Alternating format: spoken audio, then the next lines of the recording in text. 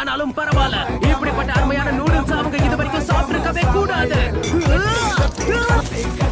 இதுதான் மிச்சம் மீதி இருக்கிறது. இதையும் வேஸ்ட் பண்ணாதீங்க. கவலையப்படாதீங்க. இந்த தடவை நாங்க 3 பேரும் சேர்ந்து வேலையை கச்சிதமா முடிச்சு காட்டுறோம். சாகுரா, ஒரு சந்தேகம். எனக்கு தெரிஞ்ச வரைக்கும் நாம 3 பேருமே ஷினோபிஸ் தானே? அப்படின்னா நாம நிஞ்சா ஸ்டைல்ல இந்த நூடுல்ஸை எப்படி செய்யறதுன்னு அவங்களுக்கு காட்ட போறோம்.